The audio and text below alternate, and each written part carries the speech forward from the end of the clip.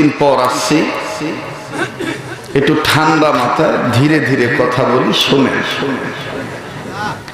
ঠিক আছে না? মাশাআল্লাহ মাইক খুব ভালো ছিল, কিন্তু একটা যন্ত্রকে যদি 24 ঘন্টা চালানো হয়, ও যন্ত্রের কিন্তু কিছুটা হলো পাওয়ার কমে যায়। আপনারা বলবেন মাইক ভালো না, মাইক ভালো, কিন্তু এই মাইকের প্রতি অনেক প্রেসার হয়েছে। সকালবেলা মহিলা মাহফিল, সারাদিন মাইক চলছে, আবার রাত্রেও চলতেছে। তো এই সেটটার তো একটা রেস্টের দরকার ছিল। এটা মানে ইন্তেজামিয়া কমিটির একটু সিস্টেমে মানে ঝামেলা আছে। কিভাবে? মহিলা জালসা হলে ওখানে যেন একটা সেট ব্যবহার হয়, আর রাত্রের মাহফিলের জন্য একটা আলাদা রিজার্ভ সেট রাখা হয়। আমরা তো দীর্ঘদিন ধরে এই সংজ্ঞায় ভুগ দিই। ঠিক আছে না? এই যে বয়ান করে গেল যে হাফেজ মাওলানা জাকারিয়া বিন কারি তাজুল ইসলাম, ওনার বাবার সাথে আমি চাকরি করাবো, কথা বুঝাইতে পারছি? কিন্তু ও যদি আমার পাশে বসে তাহলে মনে হবে যে ওরই ছাত্র আমি। কথা কয় না? সুস্থ থাকা যে কত বড় নিয়ামত, সারা দুনিয়া একদিকে আর সুস্থ হায়াত একদিকে। সুবহানাল্লাহ। তো ধীরে ধীরে বলি, আস্তে আস্তে শোনেন, আস্তে আস্তে বলি, ধীরে ধীরে শোনেন। বাংলাদেশে তো এখন আলোচনা বেশিরভাগ মনে করেন যে টিউশনির মতো, বক্তারা ওঠে আর ঘড়ির টাইমের দিকে তাকায়, কথা কথা মানে 1 ঘন্টা, সোয়া ঘন্টা, বড় বড় 1.5 ঘন্টা গেলে আল্লাহওয়ালা ব্যক্তির লাল বাতি জ্বলে যায়। কথা কথা আমি জিজ্ঞেস করতেছি, আবার রাগ করতেছেন নাকি? পাবনাবাসী আমার খুব আদরের, পাবনাবাসীর খুব আদরের মানুষ আমি। পাবনার মানুষ যদি আমাকে জায়গা না দিত, আমাকে যদি লজিং না রাখতো, জাগির না রাখতো, আমাকে যদি খানা পিনা পোশাক আশাক না দিত, তাহলে আমি মানুষ হতে পারতাম না, আলেম হইতে পারতাম না। এই পাবনা জেলার মানুষের ভালোবাসা, ভাত, কাপড়, অর্থ আমার কাছে, আমি ভাই এখানে কথার আওয়াজ আসতেছি, কথা বলে কারা?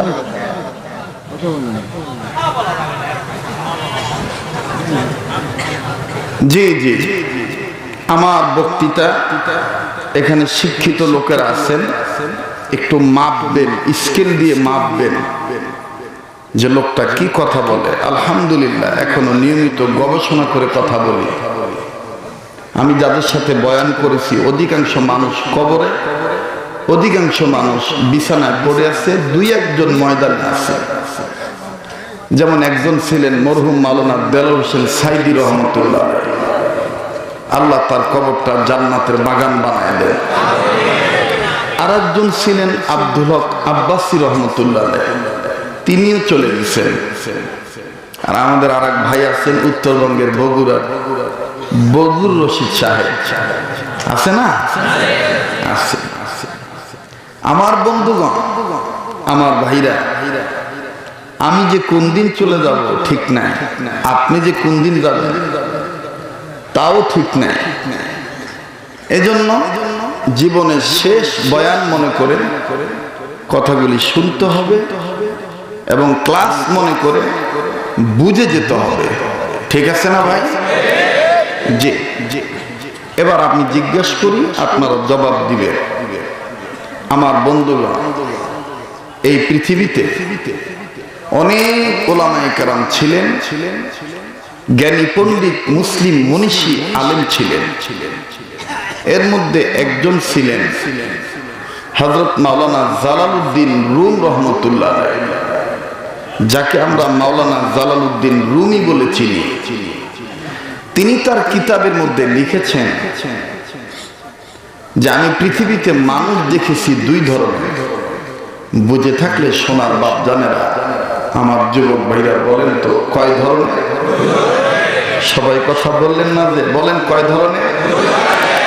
আবার বলেন দুই ধরনের। টের পাবেন যে শরীয়তপুরি কি বলতে চায়। কোনো বক্তার সাথে আমার বক্তব্য মিলবে না, এটা আলাদা, চেহারাও আলাদা, ভাবভঙ্গিমাও আলাদা, বয়ান করার স্টাইলও আলাদা।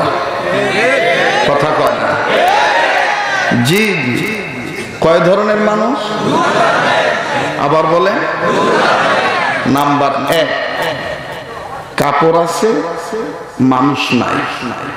নাম্বার 2, মানুষ আছে কাপড় নাই। ভাল লাগলো? ভাল লাগলো? আসেন ব্যাখ্যায় যাই। বলবো কাপড় আছে মানুষ নাই, এটাই আমি আজকে বলতে চাই। মানুষ আছে কাপড় নাই, ও সময় আমার হাতে নাই। তবে আমি আসতেছি আবার আমিনপুরে আগামী জানুয়ারি মাসে, ইনশাআল্লাহ দেখা হবে। এদিক তাকান, আমি যে কথাটা বলতে চাচ্ছি সেটি হলো এই, আমার বন্ধুগণ, কাপড় আছে মানুষ নাই, এটার অর্থটা কি, সার মর্ম কি, হেডিং কি, মূল বক্তব্যটা কি, খুব খেয়াল করে কথাগুলি শুনবেন। সেটি হলো, আজ থেকে 25 বছর, 30 বছর, 20 বছর, 15 বছর আগেও আমাদের দেশের অনেক মা বোন, আমার নানি চাচি, আপনার নানি চাচি, মামি, খালা, ফুফু, মা, ইনাদের লেখাপড়া কম ছিল, বুদ্ধিশুদ্ধি কম ছিল, এমনকি বিভিন্ন জায়গায় নিজের নামটাও লিখতে পারত না, টিপসই দিয়ে চলতো। আবার সইটা কোথায় দিবে তাও ঠিক পাইত না। সাথের লোকেরা আঙ্গুল নিয়ে বলতো, চাচা মিয়া, চাচি আম্মা, এই জায়গায় দাও। আপনার ভাষায় বলে চাচি জিজ্ঞাসা করতো, গেদা টিপ দেবো কয়? কথা কয় না? জি জি। আঙ্গুলটা ধরে তখন বলতো, চাচিমা এনে দাও। তখন দিত, দেওয়ার পরে টিপ দেওয়ার পরে হাতের বুড়া আঙ্গুলে কালি লাগতো। চাচি তখন বললো, টিপ দিলাম ভালো কথা, কালি আসলো কোনতেনে? কথা কয় না? ওনাদের সার্টিফিকেট, ওনাদের শিক্ষাগত যোগ্যতা কম ছিল, কিন্তু মনুষ্যত্ব ঠিক ছিল। বেশি কাপড় ছিল না, বছরে এক জোড়া ছায়া, পেটিকুট, ব্লাউজ আর 2টা কাপড়, মোটা কাপড়, আর মোটা চাউলের ভাত খাইতো। কথা বলতেছেন না যে? কিন্তু ওনাদের বিদ্যা কম ছিল, মনুষ্যত্ব ঠিক ছিল। ওনাদের মাথার কাপড় কোনোদিন বুকে নামে নাই। যারা আস্তে কথা বলতেছেন, সম্ভবত আপনাদের কাপড় আছে, মনুষ্যত্ব নাই। জোরে কথা বলে, আবার বলে, মাথার কাপড় কোনোদিন কি হইতো না, বুকে নামতো না। কিন্তু আজ 25 বছর, 30 বছর পরে এই সোনার বাংলা, সবুজ বাংলা, কারো কারো নাম দেওয়া অন্তরে জয় বাংলায়, আমার বাংলায়, আপনার বাংলায়, অলি আল্লাহর বাংলায়, ডিজিটাল বাংলায়, স্মার্ট বাংলায়, 2024-এর নতুন করে স্বাধীন বাংলায় কি হইল? আমার ভাইরা, শিক্ষার ভারে, ডিগ্রির ভারে অধিকাংশ মা বোন দেখা যায়, আমার বন্ধুগণ, কাপড়ের অভাব নাই, কিন্তু মাথায় কাপড় নাই। যুবকরা কথা বলো। সভাপতি বসে আছেন, মেয়র মহোদয় ওনারাও আছেন, সাবেক মেয়র মহোদয় সবাই আছেন, কিন্তু বিচার হয় উল্টা। কথা কয় না? যারা এই মাথায় কাপড় দেয় না, মেয়ে দেখে, তাদেরকে দেখে আপনার ভাষা বলে চোখ তুলে ফেলবো না। কার মেয়ের দিকে তাকাস? কথা কয় না? জোরে কথা বলে। আমি বলতে চাই চাচা মিয়া, আমার এই ভাইদেরকে বিচার করার আগে আপনার মেয়েটাকে আল্লাহর আইন মানান, ইসলাম মানান, পর্দা শিখান। গাছে আম পেকে গেলে এটা নিয়ে হেফাজতে ছুটে হয়, ঝুলায় রাখলে ঝামেলা হবে। যুবকরা কথাই কবার চায় না, ঝুলায় রাখলে কি হবে? ঝামেলা হবে। আমি বলতে চাই ইফটিজিং এর মামলার আসামি যুবকদেরকে করার আগে ওই বেহায়া নারীদের আগে করা দরকার। যারা মুসলমানের বেটি হয়ে, মুসলমানের বোন হয়ে, মুসলমানের বউ হয়ে আল্লাহর আইন মানে না, রাসূলের তরিকায় চলে না, এদের বিচারের কাজ করানো দরকার। কথা বলেন ঠিক কিনা?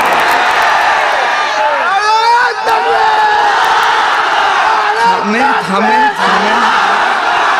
থামে। একটু পরে পাবনা সিরাজগঞ্জের ভাষায় কয় দিশাই পাচ্ছেন না যে এ মাল কোন মাল। কথা কয় না, রাগ করতেছেন নাকি? যুবকরা আমার খুব ভালো মতন চিনে। আর কিছু কিছু বুড়া দেখবেন অলরেডি গীবত করা শুরু করবে। এ ওয়াজ হলো নাকি? এ কি করছে?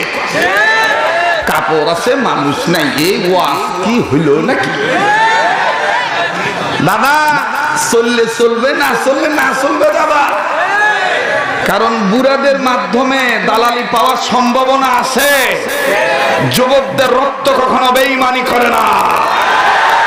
যারা কথা বলে, যুবকরা যদি পরিবর্তন হয়ে যায়, খোদার কসম, যেই সমাজের যুবক পরিবর্তন হয়ে যাবে, ওই সমাজে কোন চাটুকার, কোন দফাদার, কোন জমিদার মাদক ব্যবসা করে শান্তি পাবে না। মাদক ব্যবসা করে শান্তি পাবে না। কথা বলে, আমাকে কথা বলতে দেন। নারায় তাকবীর দিয়ে আগুন লাগায় না। এক শ্রেণীর লোক তো আছে নারায় তাকবীর দিয়ে মানুষ মারে, মানুষের সম্পদের ক্ষতি করে। ও তাকবীর যেন না হয়, ঠিক আছে? সামনের ভাইরা চুপ থাকেন, পিছনের ভাই একটু জোরে মারেন তো, বলেন তো আল্লাহু আকবার। এবার পিছনের ভাইরা চুপ থাকেন, সামনের ভাইরা বলেন তো আল্লাহু আকবার। রাগ করতেছেন নাকি? বুঝতে ভুল করবেন না দাদা। এই মনে করেন 60 টাকার টুপি মাথার দিয়ে উঠছি, কাফনের কাপড়ের পাঞ্জাবির কাপড় পরছি, কি আর করি। কিন্তু আমার এক দাদা বলছিল, গেদা দোকানের মাল যদি ভালো হয়, বুঝলু ও শাটারের বেশি রং লাগবে না। কি হয়েছে রে তোদের? হ্যাঁ স্টেজে তো ঝামেলা কেন? কষ্ট হইতেছে আপনাদের? আলহামদুলিল্লাহ, যারা বসে আছেন তাদের অন্তর ফ্রেশ। দ্বীনের খেদমত, মসজিদ মাদ্রাসার খেদমত, সমাজের উন্নয়ন, ন্যায়ের পক্ষে অন্যায়ের বিপক্ষে, ঠিক কিনা বলেন?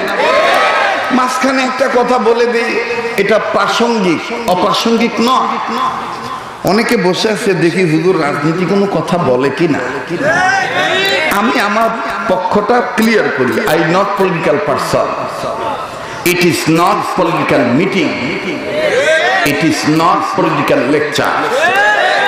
তবে একজন মুমিন হিসাবে, মুসলমান হিসাবে সুধারণা নিয়ে বসবাস করার জন্য বাঙালি সন্তান হিসেবে, মুসলমান সন্তান হিসেবে বলতে চাই, আগামী ভোট যদি আসে, ইনশাআল্লাহ আমরা আমাদের নৈতিক জায়গায় থেকে, মানবিক দৃষ্টিকোণ থেকে, যার যার অবস্থান থেকে আমরা সৎ, যোগ্য, নিরঙ্কুশ ব্যক্তির পক্ষেই রায়টা দেব। কথা বলেন ঠিক কিনা? ইনশা ইনশা বলেন, ইনশা আল্লাহ। ক্লিয়ার হয়েছে তো নাকি? কথা কয় না? ক্লিয়ার হয়েছে? জি জি। মার্কা আমার ইসলাম, নেতা আমার নবী, সংবিধান আল কোরআন, ধর্ম আমার ইসলাম, জাত আমার মুসলমান। এর বাইরে আর কোনো কথা নাই। কথা বলেন ঠিক কিনা? কিন্তু সাবধান, মার্কা লাগায় যেন, মার্কা লাগাইছেন চুলকানি, কিন্তু ভিতরে ওষুধ দিচ্ছেন ডায়রিয়া, এটা যেন না হয়। বুঝাইতে পারছি? জি ভাইজান, বুঝতে ভুল করা যাবে না। বুঝতে ভুল করলে বিষয় বুঝতে ভুল করবেন। ওই যে এক জায়গায় ছাদ ঢালাই হয়েছে, ছাদ ঢালাই হয় না আপনাদের এলাকায়? ছাদ ঢালাই হওয়ার পরে হেড মিস্ত্রি লেবারকে ডাক দিয়ে বলতেছে, গেদা আলাদা শ্রমিক নেওয়ার দরকার নাই, আধা পোয়া 3 পোয়া আদলা খোয়া যেগুলা বাঁচছে এগুলা ছাদের থেকে রাস্তা ফেলে দিস, তবে শোন ফেলার সময় মানুষ দেখে ফেলিস। এই লেবার করছে কি, মিস্ত্রি বলছে মানুষ দেখে ফেলাস, ও ইটাটা নিয়ে চুপ করে বসে আছে।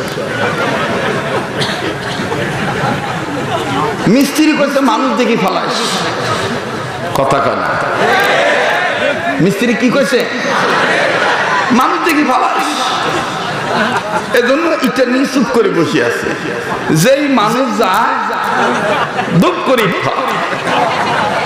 এরকম 2-1 জনের মাথা যখন পড়ছে, কারো মাথা ফাটছে, কারো গায়ে ব্যথা পাইছে, এলাকার মধ্যে হুরু হাঙ্গাম লাগি গেছে। এ কি ডারে, এ কি বাড়ি বানাইছে, এ কি বাড়ি বানাইছে না মানুষ মারার কারখানা বানাইছে? কথা কয় না। পাবনা এরকম ভাবে এরকম করে কিছু কথা বলে না। ওইবার ধরছে, বাড়িওয়ালা যখন ধরবে, বাড়িওয়ালা ডাক দিয়ে আমার বিচার করার আগে দোষটা হলো হেড মিস্ত্রি। হেড মিস্ত্রি ধরছে, হেড মিস্ত্রি দোষ আমার না, দোষ লেবারের।